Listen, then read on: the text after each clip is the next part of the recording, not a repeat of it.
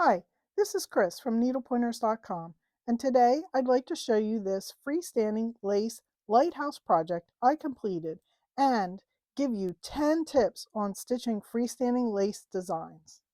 The top of this lighthouse will come off, and as you can see there's a little tea light inside to light it up. This freestanding lace lighthouse was stitched using a design I purchased from Embroidery online. The design comes with a PDF printable tutorial, which includes instructions for stitching, color charts, and a list and picture of each piece that is needed. The lighthouse is stitched in 15 hoopings. It includes pieces that are freestanding lace, like these top pieces, and these bottom pieces. There are also sections that are freestanding applique, like the lighthouse walls and the light at the top. The light section uses a clear organza fabric to get the see-through look. And for the walls, there's some fabric appliqued in here. The rest of the project is all lace stitched with thread. You may be wondering, what is freestanding lace machine embroidery? Freestanding lace embroidery are designs that are sewn onto water-soluble stabilizer instead of onto fabric. After stitching the design, the water-soluble stabilizer is rinsed away and you are left with a design that can hold itself together. Freestanding lace embroidery is sometimes abbreviated to be called FSL. So my tips for success with freestanding lace embroidery patterns. Tip number 1, can you use any design for freestanding lace? No, you must use a design that is specifically designed for freestanding lace. If you try using a normal design, when you rinse out the water-soluble stabilizer, the design will fall apart because it's not created to support itself. Look for the words freestanding lace or standalone in the name of the description of the design. Tip number 2 is to use matching bobbin thread.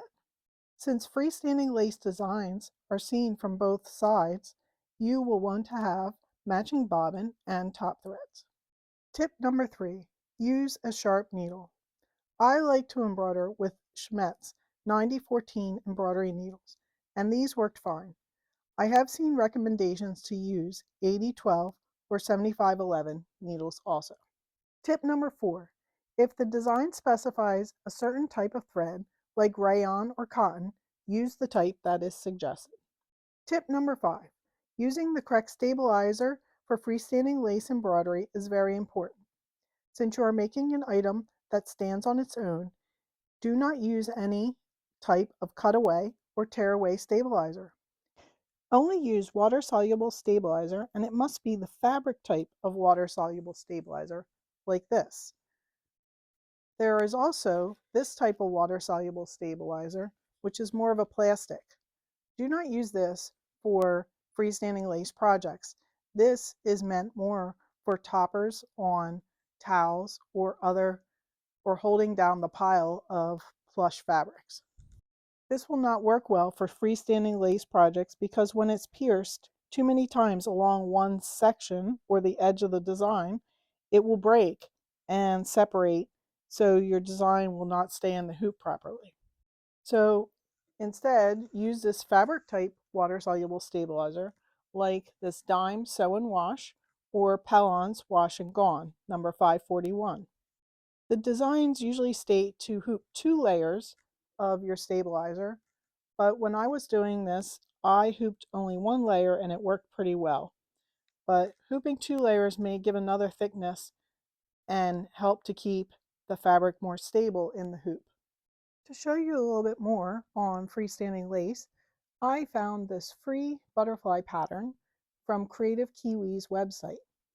So I've hooped 1 layer of my mesh water-soluble stabilizer, and I've threaded my machine with a variegated cotton thread because the design suggested to use cotton. And I also have the same variegated thread in my bobbin.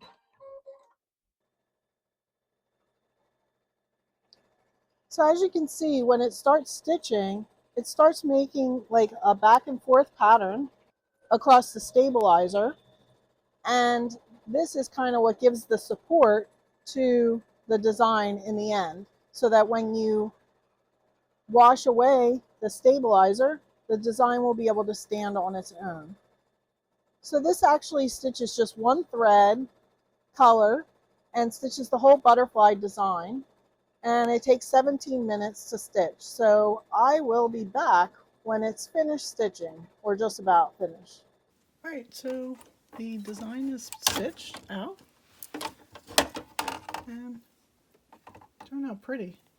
I like how the variegated colors turned out on this. So now I've roughly trimmed the water-soluble stabilizer away from the design, so I just have a little bit left all around. Tip number 6, after trimming the excess stabilizer, soak the finished embroidery in a small bowl of warm water. It only takes a few seconds for the stabilizer to dissolve in the water. The more you rinse, the softer the lace will become. If it's a 3D design, like the lighthouse, only rinse a bit out. If you're making an ornament or something like this, you may want to rinse more out. If it's going to be stitched on a garment, you will want softer, even softer lace. So now the stabilizer is all washed out. It's ready. I can feel it's not sticky. If there's still some stabilizer in there, it will be a little bit sticky. For the lighthouse, I kind of left it like that because I wanted it to be able to hold its shape more. I'm going to put it in a towel to get some of the wetness out of it. Tip number 7 is air dry it face down to prevent curling. Tip number 8, if necessary, use an iron and press the design flat after it's dry. Use a pressing cloth and be careful not to use too hot of an iron if you're using rayon or polyester threads because they will melt. Also, iron from the back of the design. Tip number 9, when you're assembling 3D projects, they usually have these little buttonettes and eyelets, and you need to insert the buttonette into the eyelet. To help you do this, use a small tweezers, alligator clamps, or a small crochet hook to help try to insert the buttons into the eyelets. So for this, I insert that through the hole, and I can grab the little button, the buttonette, and pull it right through.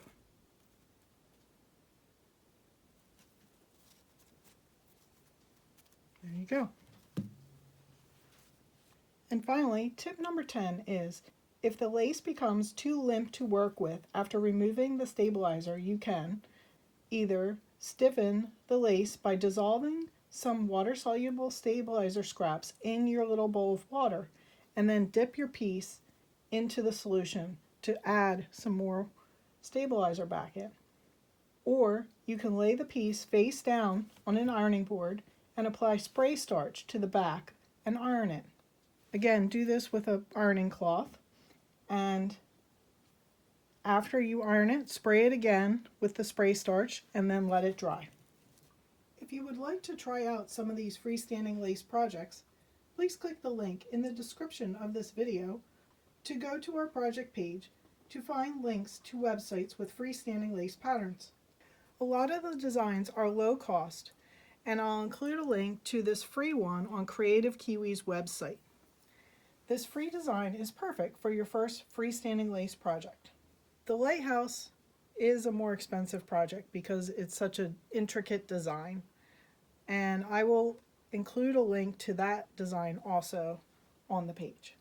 We hope you enjoyed learning about freestanding lace designs. Leave us any questions you have below, or just say hi. Like and share our videos, and if you're not a subscriber, subscribe to our channel so you won't miss future videos. Visit our website, needlepointers.com, for lots of other machine embroidery tutorials and free projects. While you are there, sign up for our free weekly newsletter so you won't miss new tutorials. Happy stitching!